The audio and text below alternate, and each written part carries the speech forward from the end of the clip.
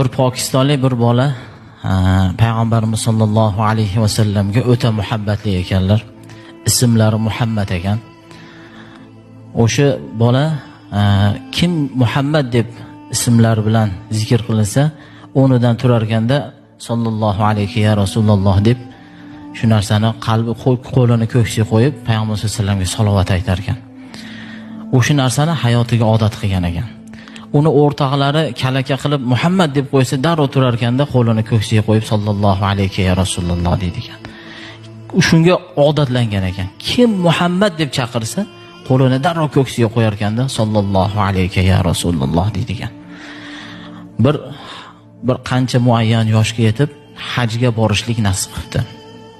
Shunda haliga xursand bo'lib, haj amalidan keyin Rasululloh sollallohu alayhi vasallamni ravzalarini borib ziyorat qilishlik menga nasib qilsin deb o'sha joyda ziyorat qilib Rasululloh sollallohu alayhi vasallam bilan salomlashib kelaman ekanda degan xursandchilik bilan haj amalini bajarishlikka hajga safarga otlanibdi. Har joyda haj amallarini bajarib endi Madina-i Munavvaraga boramiz deganda sheriklari hammasi ketib qoldi. Shunda endi o'zim qoldim deb Madina-i Munavvaraga yo'l oldi. Madina-i Munavvaraga kirib kelayotganda kechasi kirib boribdi. Kirib borganda bashang kiyingan, chiroyli, xushbichon bir inson ro'paralarga chiqib, "Musofir ko'rinasiz, birodar" debdi. "Ha, musofirman." "Madinaga keldingizmi?" desa, "Yo'q, Madinaga emas. Men Rasululloh sollallohu alayhi vasallamni ravzalarini ziyorat qilib, u zot bilan ko'rishlik uchun keldim" debdi. "Bo'lmasam yuring, men sizni Madinani aylantiraman" deb hamma joylarda aylantirib Payg'ambar sollallohu alayhi vasallam masjidlariga olib kiribdi. Mana ustunlarda, hamma ustunlarda ko'rsatib, falon yilda mana falon yilda yil qurilgan, falon hamma narsalarda tushuntirib oxir tahajjud vaqti bo'lib qoldi. Billa tahajjud namozini o'qishibdi.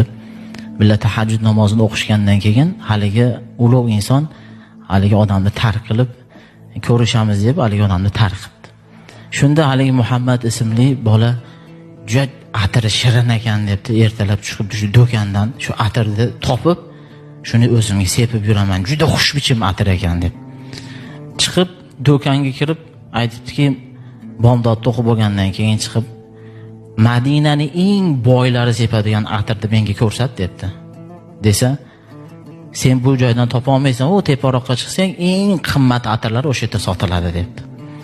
Kirib haligi joyda aytibdiki, keling deb kutib olsa, menga Madinaning eng boylari sepadigan atirni menga ko'rsatgan, o'shani sotib olmoqchiman debdi.